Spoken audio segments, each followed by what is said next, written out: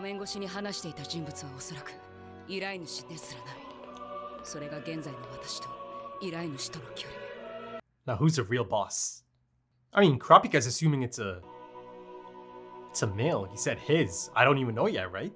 They haven't specified that yet.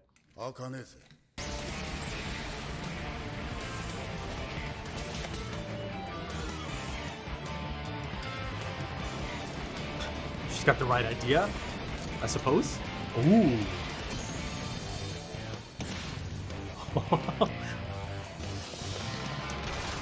Oh. At least you have a bit of a happy ending, kind of. Oh. Okay, Kurapika.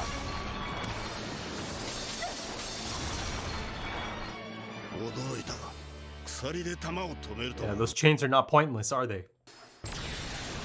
The ring finger, right? Look at him go. Look at him go. Go on, have a better look.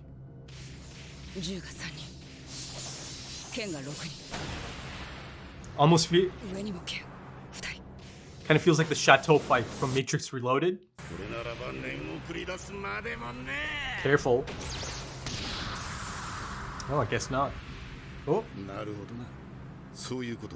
Ah. Oh, they're just randomly swinging.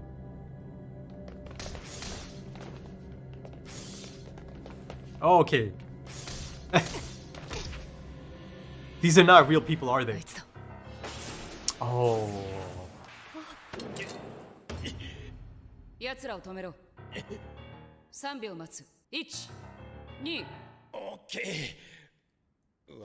Yeah, they didn't tell me anything about him.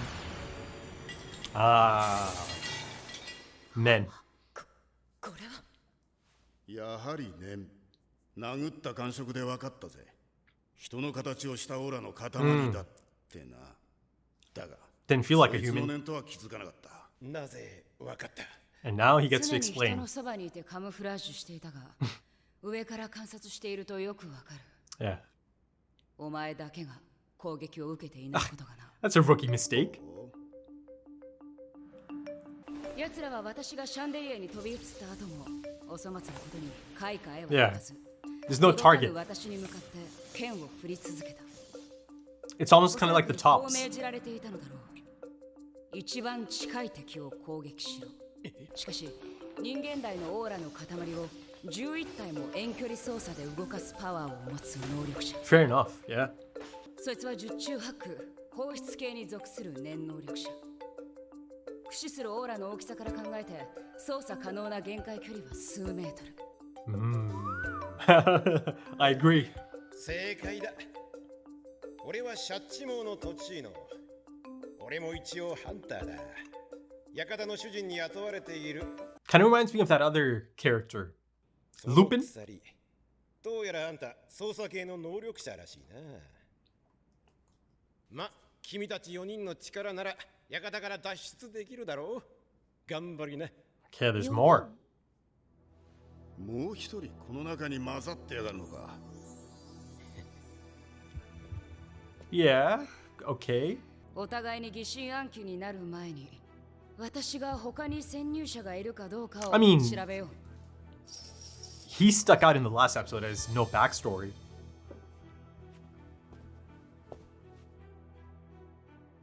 Oh. And then I'm gonna go ahead and assume or guess that it's the dark-haired fellow.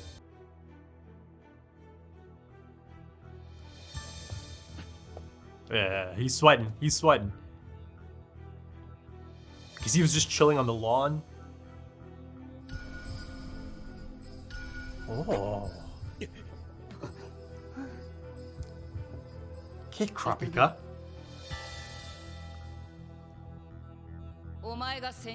I think he's got that right. Oh, wow. That flew by. ダウジングってやつよ。は？なんだそりゃ。ダウジングはもともと地下の水脈や鉱脈を探索するための技術なんだけど、古くは占いにも利用されていたし、嘘を見破るために用いられるとも聞いたことがあるわ。おそらく当たっているわ。あなた、指さされた時あー心臓がすごい音で鳴ったもん。 Yeah. もし濡れ衣ならじわじわと心臓の音が大きくなるのよ。 Oh. 誤解による不安と興奮でね。 But it wouldn't で spike もあ like な that. たは初めが一 Oh, 番 look 大き at く this. 音色がどんどん静かに落ち着いていった。典型的な嘘つきの旋律なのよ。 I like it. I like it. あなたたち二人とも。ちなみに彼も潜入者ではない。失礼ね。彼じゃなくて彼女よ。 Oh. あなたも違うわね。 How about that? That explains the voice, I suppose. しょうがねえ。俺が結論出してやる。 Whoa. Okay. Let's have a look at your Nen. 俺様が殴った者は皆燃える。はこれが俺の力。冷凍ハイカーここからが本題だ。 I like him. Kind of reminds me of Hanzo. 我が問いに空ごと人が焼かれし。 Okay, yeah. 嘘つきは灼熱地獄に落ちるわよと読み替えてもよし。 You should talk to Kurapika. 問うぜ。あんたは潜入者か。違う。あんたか。違うわよ。 Wow. あんたか。違うわ。あんたは潜入者か。ああ、そうだ。 It might not actually do anything. He'll get him to break. 心して答えた方が身のためだ。さあ、返答。 Oh, beautiful. Look at the detail. I mean, there's certainly men in play. 答えはイエスだ。捜査系に属する能力を持っているハンターだ。無事にこの館を出られるかどうかは。何にどんな命令をしたの？バカが。 Careful now. 拷問されても言わねえぜ。あ She's gonna kiss you instead. Does this sound effect come from this anime? 私も捜査系の能力者。 A lot of manipulators. 私に唇を奪われたものをしもべに変える。 Ooh. ほらほらほらほらほらほら。お踏みくださいませ。さあ。 He's turned into a simp. 私は癒やし犬使いなのです。 Yeah. なんて。おっかねえ能力だ。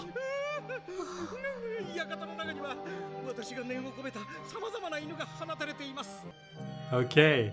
So they get to walk out. So that's a woman. まだ名前を聞いてなかったな。 Yes, times for 俺は name. 馬将。さっき見た通り、具現化系の能力者だ。私はベーゼ。Biz. 旋律よ。 Melody. 心音を聞き分けるよ Fitting. うな。何系なんだあんた。さあ、そのうちわかるでしょ。あなたは？あ、知りたいわ。あなたの名前教えてくれる？断る。 Hmm. まだ仲間になると決まったわけじゃない。 Sounds like Kurapika. まあそうだな。 And earlier he didn't 館を confirm. 出るという第一関門は突破したが、本番はこれからだ。今回の4人は使えると思いますよ。少なくとも奴よりは。 Oh. Oh boy. とりあえず奴に用はない。額に入れて飾っておけ。はい。 Okay, something interesting going on here. Who's this? I mean, he looks like. Oh. そこには幻影旅団が私の同胞クルタ族を皆殺しにした盗賊団も必ず現れる。世界七大美食に数えられるそれを手に入れるために殺戮の限りを尽くした奴らを私は決して許さない。 Oh. 必ず捕らえて And 一網打尽にしてみせる。 again.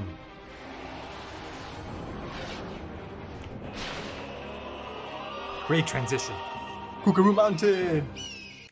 Oh, Mizuki.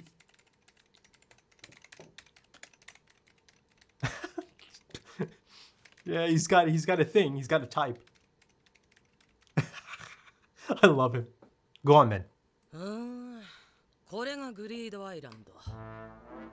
キルが手に入れたっていうロムカードの中身はどうやら本物らしいな。全部丸裸にしてクリアして。Go on, man. 伝説を終わらせ、ついでに500億ジェニーの懸賞金も。キルのやつにハンター専用サイトのアドレスを教えなきゃ。Nice, okay. Ah. 約束破ったりしたら、あいつまた俺の大事なフィギュアをぶち壊すとか言い出しかねないしな。Oh, hey, new fit for Killua. 見えてきたよ、キルは。ああ、もうすぐだな、ヨークシン。あそこに行けば Yorkshire クラピカとレオリオに会えるんだよね。楽しみだな。もう半年も2人に会ってないから待ち遠しくて。あの時はまさかこんな目的のためにヨークシンへ来るとは思ってなかったけどな。 That's life. That's life. そうだな。次は9月1日、ヨークシンシティでグリードアイランドの情報集められるだけ集めないとな。 Yeah, you've got some time. その中にジンにつながる情報もあるかもしれないし。わざわざメッセージと一緒にゲームのロムカードを残したんだ。つながりがないわけね。とにかく兄貴からハンター専用サイトのアドレスが届いたら It's coming, it's 速攻 coming. 調べようぜ。 Speak of the devil.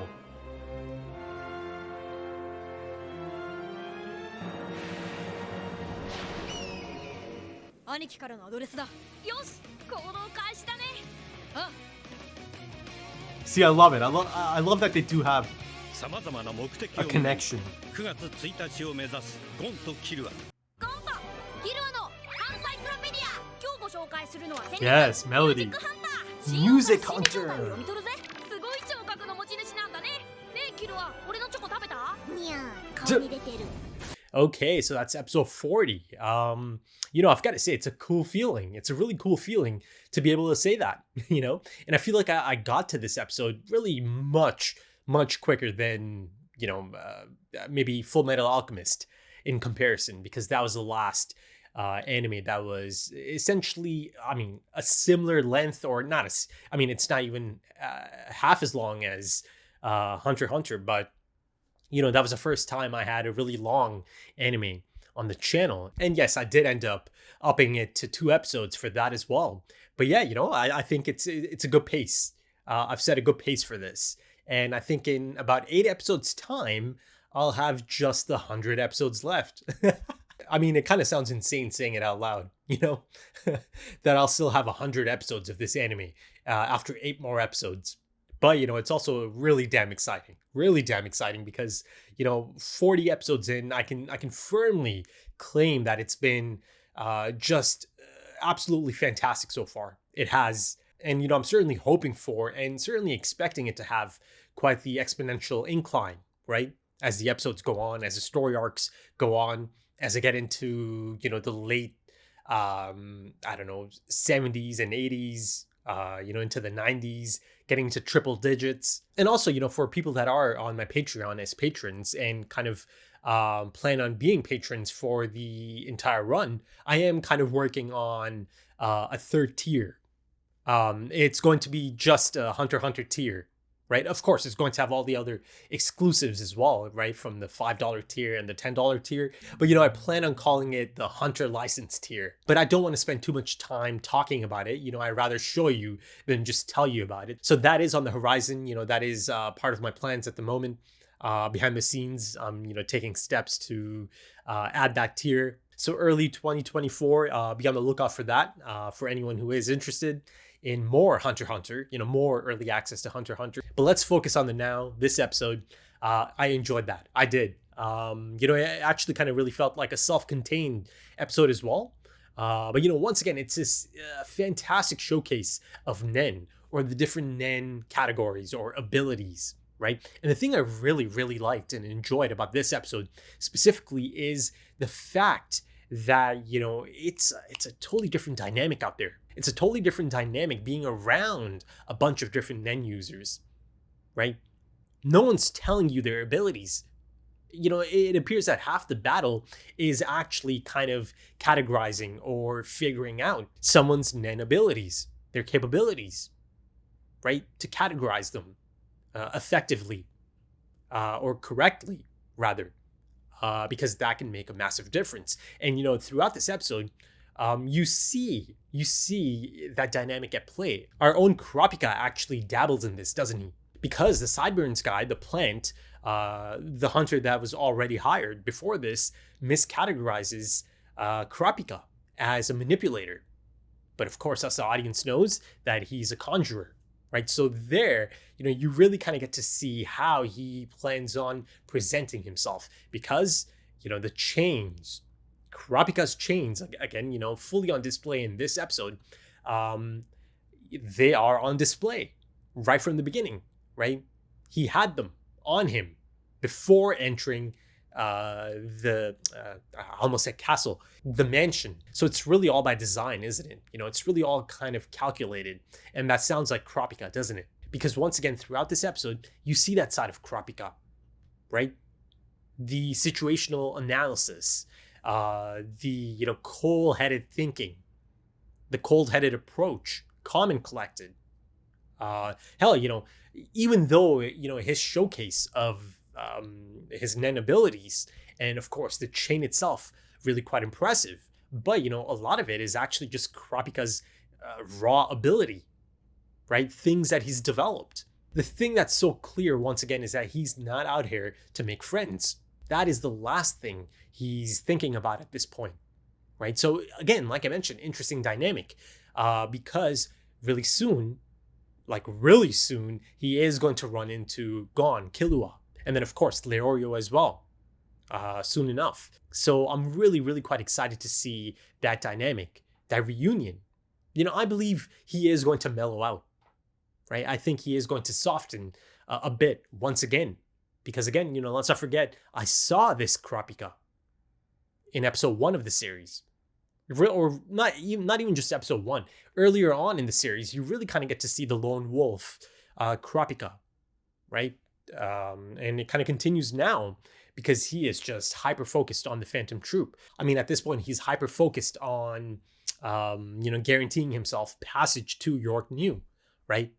Get him that much closer to the Phantom Troop, who he has a lot of plans for, really quite distinct plans for. But, having a plan, having intentions, really specific intentions is one thing, but to be in the moment, to be faced with that opportunity, and to be standing across the Phantom Troop at some point is something else altogether, right? Things change just like that. Things can change just like that. A belief he may have held for the longest time could change at a moment's notice upon getting more information, upon kind of, coming across specific members of the Phantom Troop even, right? And, speaking of the Phantom Troop, even though there is much to talk about in this episode, at this point, I am just so ready to meet them. I am, yes, I got to look at another member in the medic who comes to Heaven's Arena. And yes, of course, technically, Hisoka is a passing member,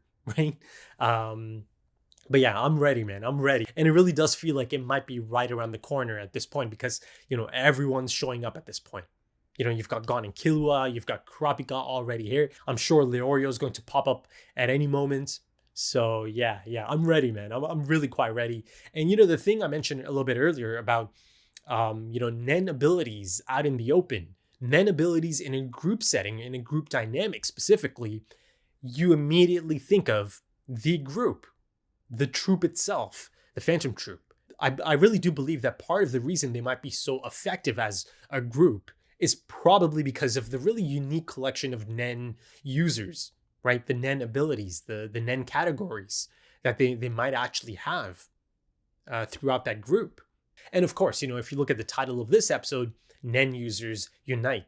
And they certainly do that. And they're really quite effective, right? It's almost as if, you can cover all your bases if you do have a collection of these, nen abilities at your disposal in a group setting. You've got a handful of them that barely know each other.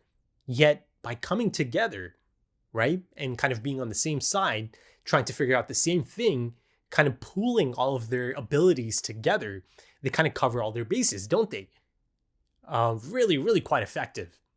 To be able to tap into so many different abilities. Now imagine the Phantom Troop, right? That's the thing I'm imagining at the moment, just how damn effective they might be out there as a troop. But also, that being said, it doesn't mean that they're always together. At this point, they've kind of established that they're not always together, but they are going to assemble for the Yorknew auction. They've been summoned, as that one member told Hisoka, right? You've got to be there.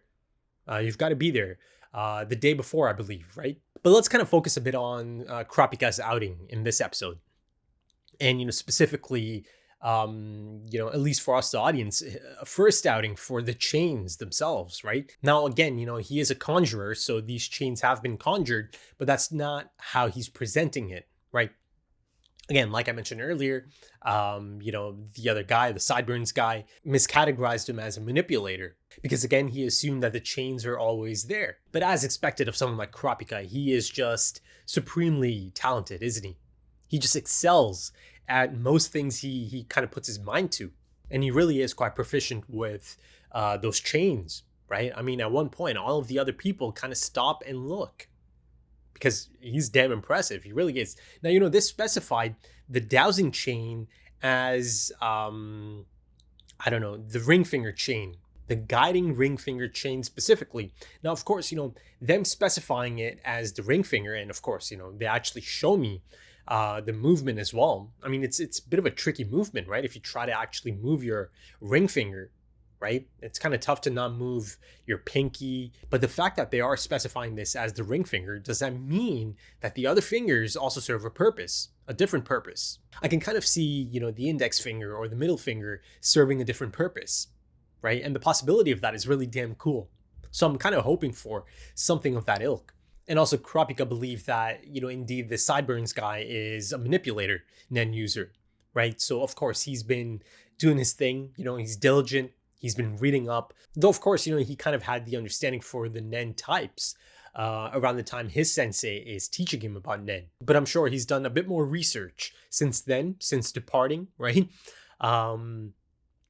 Because that's just his thing. He's always reading up. He's always trying to, gain that advantage. Anything that can help him over the Phantom Troop, right? And, they really effectively set this up in the Hunter exam arc. And Kurapika certainly understands that knowing and understanding the type of Nen ability that your, possible opponent or anyone that you kind of come across in any of these really, unique and strange situations, he knows it's really quite important to really properly categorize it. But the thing is, it's not easy. It's not an easy thing. I can actually see this happening quite a bit throughout this anime. People kind of miscategorizing Nen categories, right? Or Nen abilities. And then, of course, that having an effect on the situation anyone finds themselves in, right? I mean, the Sideburns guy is really quite the, master user of Nen, really quite the, exceptional user, rather. I don't know if he's a master user, but certainly quite exceptional, as Kurapika also stated. He was able to, control 11 human-sized auras. Now, essentially, he's manipulating the clothing, right? Because the clothing didn't disappear. He didn't conjure the clothing itself, right? The ninja outfits, though it is a little bit strange to see them shooting off guns, isn't it? But, the moment he lets go, the moment he calls them off, the aura disappears, but the clothing just kind of falls to the ground. So he's essentially manipulating the clothing into a human-sized shape, as our Haiku Nen specialist also kind of inferred after he punches one, right? He knew, okay, this is not a real person. But they also showed one of them shrinking, didn't they? So I don't know, is it even possible that there's more to this Sideburns guy than being just a simple manipulator?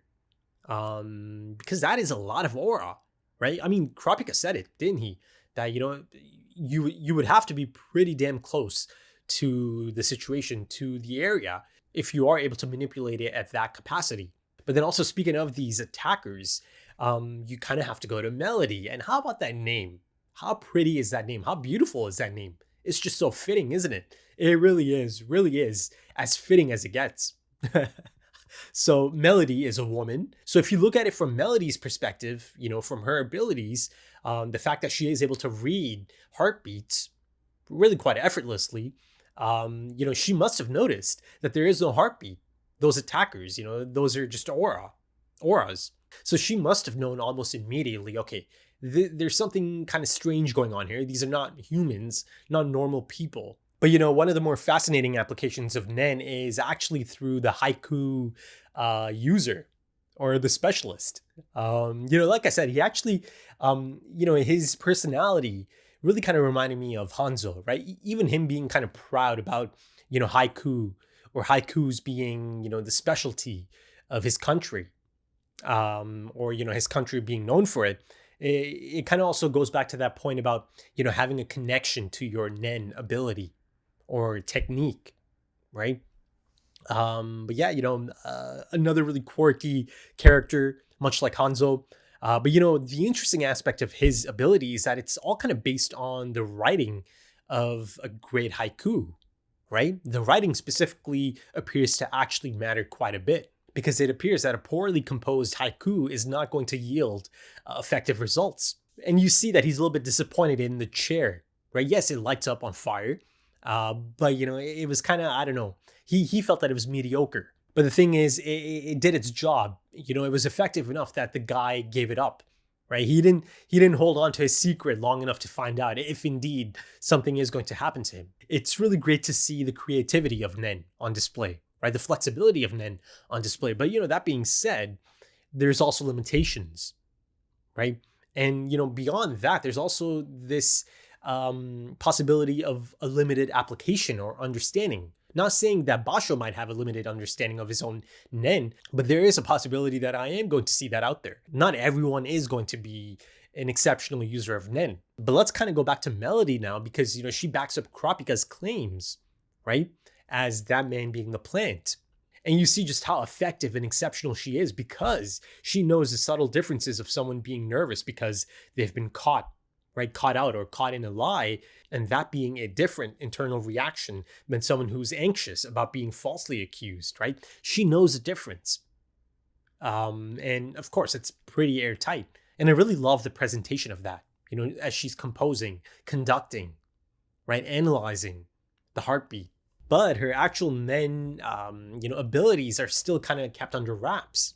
Right? Now you can kind of take an educated guess. I mean, at the least, it is going to be something based in music, right? Based in rhythm, and potentially kind of understanding and manipulating certain rhythms, maybe, within a person. And I speculate that because, if you have a look at music, right? Just think of music. Think of just how it can alter your mood. It can completely just alter your headspace. Any piece of music, a specific kind of music that can be transportive, that can help you dial in. It can elicit all kinds of emotions. So that's how I'm kind of looking at Melody and her potential abilities. The idea of music having an impact on the human mind, or the mood, the human heart. And the thing is, in hindsight, Melody did sound like a woman. The voice itself. But yeah, once again, you get to see that disarming, gentle disposition on display. And the thing is, it actually makes even more sense now that she is confirmed to be a woman. Now, that's not saying that a man can't have a similar disposition or exude a really similar energy, but, to me, it just kind of makes sense. And the thing is, I was actually really into that idea of taking that approach with a male character. Right? That really, soft-spoken, gentle disposition, just really an absolute sweetheart, right? And then, of course, the actual physical look plays a part as well. And, I think it's quite the interesting contrast, right? You've got the really hyper-feminine, I can't quite remember the name. I mean, I remember the name, but I'm just not able to pronounce it right now. The other female character, right? The manipulator, the instant lover manipulator. Sealed with a kiss. Interesting ability. I've seen it already, right? So in that character, you see someone that is presented as really quite hyper feminine. I mean, that's essentially a part of her ability as well. And on the flip side, you've got Melody. This is not a conventional depiction of a female character. It's just not. right? And that's refreshing. It is. I mean, it really truly is something quite unique, isn't it?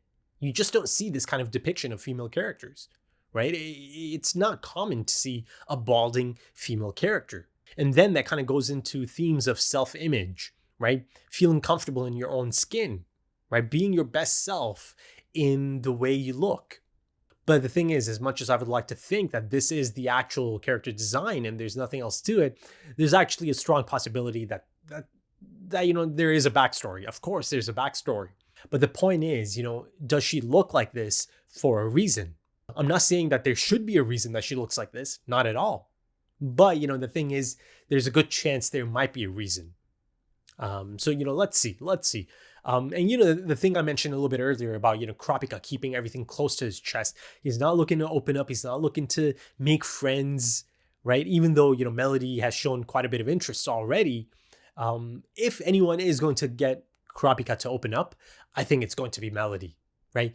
If these two spend a bit of time together, I think Melody can get in, right? And I don't say that in the sense that, she's got anything nefarious on her mind. I legitimately think, or I think she legitimately just takes an interest in Kurapika and the really specific melody of his heart. She wants to know more about him and maybe, she can help him. And also once the four of them get to leave, I see the guy who presents all the rules and all of that, right? All the stipulations and all that. They show me a guy in the corner bound and gagged. So I'm not really quite sure, what to make of that as of this point. I mean, Kurapika already figured out that this isn't really the real deal, right? Kurapika essentially just assumes that this is just, a proxy. And once again, I see the infamous scarlet eyes, but once again, they don't really quite look the same, do they? Not quite as scarlet as I'm used to seeing them. So, at this point, I think it's clear to see that Kurapika is trying to mask them. So, I'm not even sure at this point if some of these characters have picked up on it. But, the one thing they've made clear is that he is masking it in some capacity. But yeah, up next is the hunt for these designated items, right? So yeah, it should be interesting. And yeah, like Basho mentioned, they'll probably kind of run into each other. And it makes sense because I do expect Melody to be around Kurapika again at some point. Because I do think that they are going to connect on some level at some point soon, perhaps. But yeah, I think that should do it for this one, folks. If you enjoyed that, consider dropping a like, consider dropping some comments, give me your thoughts. If you are interested in early access to the next few episodes right now, or perhaps even timer-based full length or full opacity, consider checking out the Patreon page. The links are in the description and the pinned comment. Also links to social media, things like Twitter and Instagram. But yeah, thank you so much for joining me, folks, and thank you for your time because time is precious. It really is. And I do hope to see you again soon for episode 41. Until then, take it easy.